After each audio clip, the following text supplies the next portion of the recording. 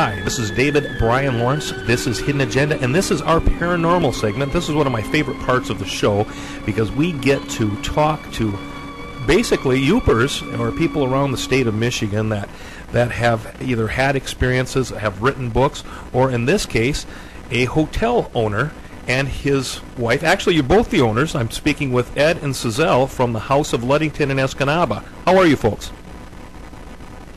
Hey there. Hi, how are you? Good, good. I talked a bit with you folks off the air about what we're going to talk, and I've got to tell you, I want to start this off right now with true disclosure. As a kid, my dad, it was a big deal. We went into Escanaba on business, and we got to stay at the House of Ludington. We're talking back in the late 60s. And I can still remember then thinking, holy smokes, this is just like a movie. It was so 30s. What entranced you guys? And I know both of you are from downstate. Obviously you saw this place before you bought it. What was it your first thought? Well, when we came up, we were actually we were looking to buy something, but not on this scale. We were looking more like a bed and breakfast, smaller type thing. And Ed and I would just take off on the weekends and start traveling around looking for places. And somebody said, well, what about the House of Ludington? And Ed and I kind of said, what's the House of Ludington? And so we drove down and looked at it, and it was opening weekend of deer season, and it was closed. And so there wasn't anybody around to show us, or the hotel or anything. And then the roof was like a foam roof, and it was kind of falling off, and it would need to be painted, and we both said, oh my gosh, absolutely not. So we didn't look at it then, and the bank invited us back up for a weekend, and we came and looked at it, and it only been closed about 6 months. And at that point, we said no also. And it took us 2 years before we finally said yes, and we finally just said, well, if it doesn't work, it's only money. We can replace that. So we thought about it long and hard, and we thought, yeah, it was a good thing to try. Well, obviously you folks saw some inherent beauty in it. And it is the pictures of the House of Ludington, folks, and you'll see this on the website. We're going to give you the website address in a moment. The pictures, it's a stunning facility. You guys have done great things with it. Oh, thank you. Thank you. Yeah, it is. The thing about it is there's just not a lot of these old buildings. The building is 145, 146 years old. Now it's popular just to tear them down. Right.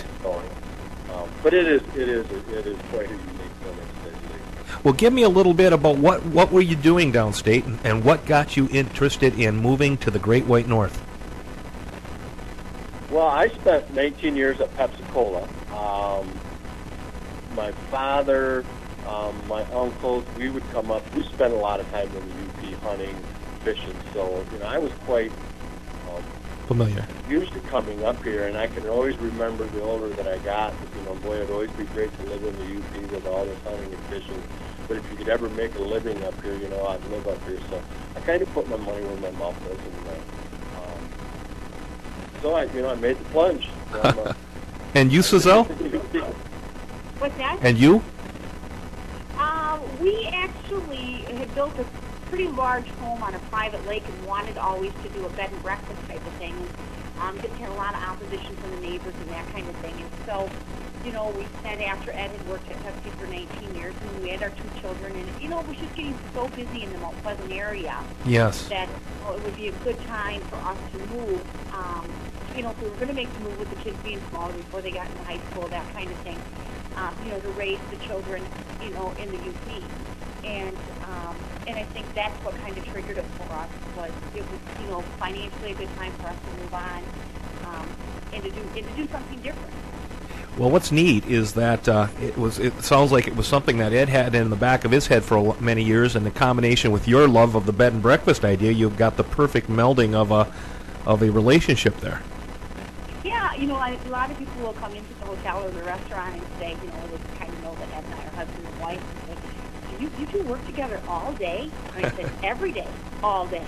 And, and I think it takes a unique couple to be able to do that. Yes. And thankfully, we have that between the two of us. And, Ed, when we were downstate, he, didn't do any maintenance. If something broke at our house, or we built a house brand new, and we just said, they gave us the keys, we gave them the money. Right. But now with this building, we've learned, and Ed has learned mostly that you have to take good care of those things yourself. Yes. It's interestingly, my parents both worked together for years and years, and I was brought up in that type of environment. And one of the things that you learn up here, and it sounds as though Ed has done a good job at that, is self-maintenance, especially with that owning an own business type of thing. Oh, we have a lot of toilets. So there's a lot of things that can go wrong. But this building is, we had it checked out before we bought it, of course. And, structurally, the building isn't going anywhere. I remember when we first got here, it must have been 5 years or so, when we had that big storm in Gladys. And that was a busy night for us because people felt safe here. Yeah, yes. The building's not going anywhere. Well, it's been standing for so long. It's a fixture, and I've got to be frank. How long have you folks owned it now? We debate that. We probably could look it up, but we're thinking between 11 and 12 years now. I remember when it was closed for a while, and even before that, I got so used to driving past it. You don't. It's like such a fixture. It's like walking out past a picture on your wall. You don't even notice it anymore, until you guys started with the upkeep. And I remember going by it and saying, "My God, that really looks good." So it's been 11, 12 years already. Yeah. Yep. Well, tell me a little bit about obviously been married a while. It sounds like Ed is about the same age as I am, about 29 or so. That's right. And his wife's younger. No doubt. You have a couple of kids. They must love the atmosphere. Yeah, our kids, grew up here, and so for them, they, it was funny because our son Wyatt's a hockey player, and it would be when they were choosing teams and stuff, afterwards the kids would say, "Oh, is Wyatt on our team? That means we get to go down to the House of Ludington." And, a lot of those children had never been here before, and so, with Wyatt's group and even our daughter Callie's group, it wasn't such a place of glamour and that you couldn't come into. For them, it's just, Wyatt's house, yeah. It's my buddy. Enjoy themselves and, come and they feel comfortable here. It is. Well, I've got to tell you, my hat's off to you. It's a beautiful structure. What is your website, Ed? Just www.houseofludington.com. Very easy, houseofludington.com. And, of course, folks, and this will be, we are a coverage area. We go all the way out east as far as Newberry. So there are people. I mean, if you have an opportunity, folks, to go and stay at a motel, go and stay at a hotel. I mean, go and stay at the House of Ludington. And your phone number is 786-6300.